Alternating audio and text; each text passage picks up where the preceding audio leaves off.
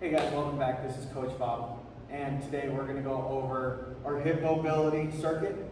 This is going to be the first one of a few different that we will have in our volume series as far as hip mobility and hip circuits go. Being that I primarily work with ice hockey players, this is probably one of the biggest things that we go through within the season is our hip strength, hip mobility, groin health, and things of that nature. So I want to take you through our sequences and different movements that we do and how we apply them and why we apply them, what we're looking for and what you'll see and what to keep your eye out for. So firstly, we'll go over our feet up on the wall 90-90 position. Then we'll go through it with our internal rotation. For example, for me, you'll notice that I do not have great internal rotation. Most hockey players, as you'll come about, won't have the greatest internal rotation, so it's very important that we stay on top of our internal rotation, as a skating stride, I should say, is a very unnatural movement and an unnatural gait compared to somebody who does a running sport or like a court sport. Then we'll go over into our hamstring, pails, and rails. After that, we'll move into our 90-90 pails and rails, which will be in our 90-90 position on the ground. We'll do our internal and external rotation to make sure we're checking off all our boxes. We'll go into goblet squat. Our goblet squat will be tempoed, as we're not looking for maximum amount of weight. We're looking for it to open up our hips and get us into a nice deep squat position. Then we'll go into our banded pullover with the single leg raise. That way we're getting our core involved, our low back involved, and still strengthening and going through greater range of motion within our hamstrings, our glutes, and our low back. And then we'll finish off on our pigeon stretch, which many people have done, and it's pretty much a staple in a lot of sports and how they do them. Just want to clarify how everything should look and what we're looking for. See you guys. So now we're going to go over our 90-90 position on the wall with our hip internal rotation.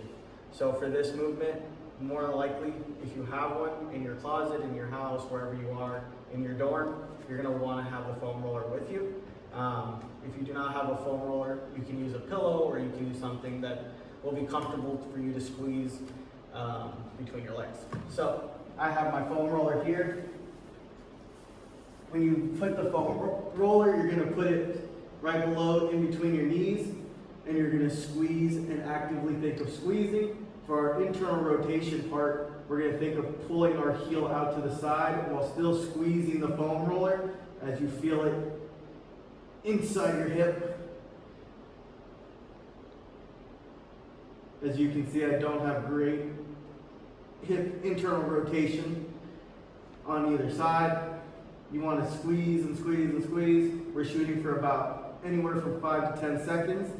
If you feel like your hips are really tight and really shot, you want to start gradually moving up that time. A good place to start is at that 5-second marker, as you want to squeeze and actively squeeze the groin as you are internally rotating outwards. That way we can get the most bang for our buck.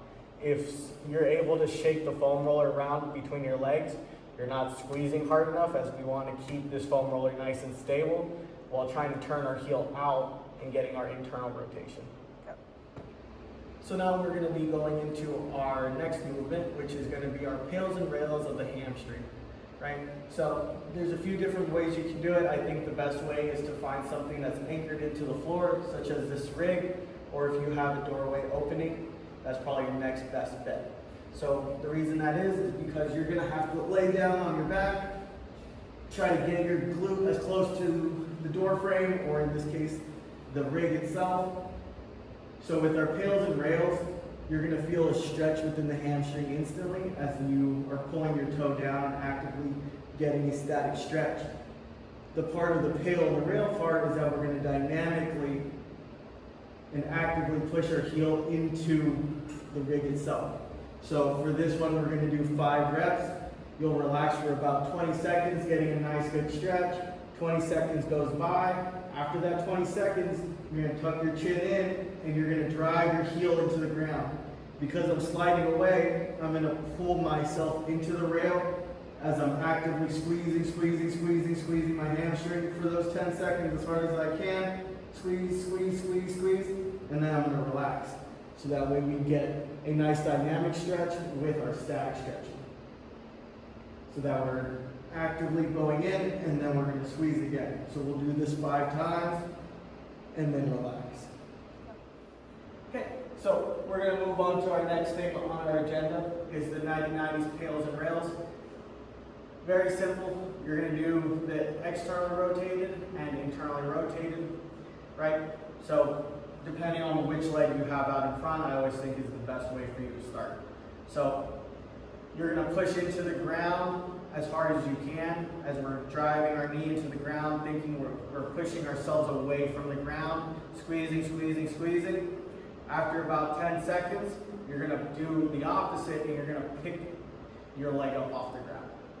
So that way we're staying in an upright position. If you feel like if you need to see a balance of yourself, you can throw your thumb up in the air, actively squeezing your hamstring and your glute, trying to get nice and firm, and then relax. And then you'll do the same thing for 5 reps. Then you'll switch over on the same leg that you just have out in front. This time you're going to slam your ankle into the ground.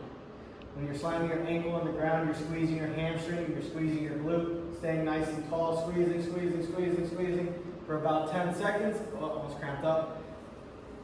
After that, you're going to do the opposite now. Since we were slamming our ankle and our knee into the ground, now we're going to pick up our ankle, try to stay upright in an upright position, and you're going to try to pick up your foot as high as you can while actively squeezing the glute, actively squeezing your hamstring to get your ankle up off the floor, and then back down. The common error that you'll see, and you'll probably see for yourself, is you're trying to get your ankle up, so then your body will come down. We want to try to keep an upright posture as we pick up our heel, so we're nice and tall, and then we're picking up our heel and our ankle off the ground for 10 seconds, and then coming back down. So you'll slam your ankle into the ground for 10 seconds, and then you'll pick it up for 10 seconds. Same thing when your leg is out in front. You're going to slam down for 10 seconds. Like if you're throttling, you want to think 50, 60, 70, 80, 90% within those 10 seconds. And then pick up and think of the same way. So next movement we're going to go over is a goblet squat. So for our goblet squat, we are just warming up. You can use a kettlebell or you can use a dumbbell. You can use a plate, whatever you have accessible to you. For me, I have the kettlebell, and I'm going to go horns down. So with our horns down, we're going to try to go for about a 4-second tempo on the eccentric movement, so the way down, and then a 6-second hold at the bottom. So our feet are going to be placed shoulder width apart, toes slightly pointed out, and we're just going to go 1,000, 2,000, 3,000, 4,000, and then we're going to try to actively use our elbows to push our hips out, staying upright in a nice good position for 6 seconds. And about after 6 seconds, we will just squat out like normal.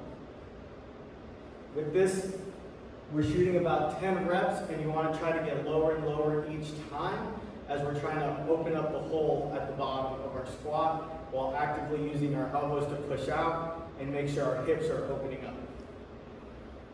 So now we'll be going over our band pullover single leg raise, right? So you'll need a band. You don't want a crazy intensity as far as the band, as our primary focus is to utilize more hip mobility and you get more core engagement out of it. So you'll do 10 each side. Want to make sure it's anchored nice and properly. You're going to always want some tension within the band.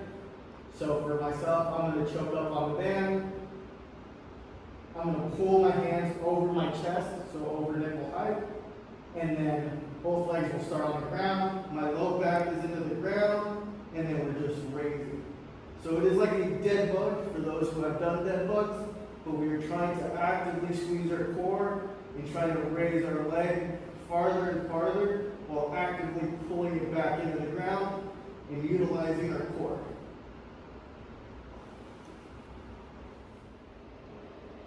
So the last movement we'll be doing in our hip mobility circuit, or in this sequence of our hip mobility volume, will be our pigeon stretch. So we're going to do this 2 times, about 30 seconds each side. A lot of people perform this stretch, but it doesn't necessarily mean they're doing it correctly. So the biggest part of our pigeon stretch is we want to make sure our hips stay parallel to the ground and that you're not doing a whole lot of shifting, as this stretch is meant for our glute and our low back. So as we get into this position, I'm going to want to get my foot over onto my side. I want my ankle to be right on the outside of my back knee. I will slide myself back, trying to keep this front leg at 90-90. As you can tell, my hip mobility is not great, so my foot wants to actually just pull inside. So I have to actively think of keeping it down, and then slowly making my way down to the ground and keeping my hips parallel to the ground. As for me, this is kind of discomforting because I need to work on my hip mobility. But we'll stay in this position for about 30 seconds and then we'll switch sides. Nothing super crazy. We're just trying to get a nice stretch through our glute, our hamstrings, and our back. Thanks.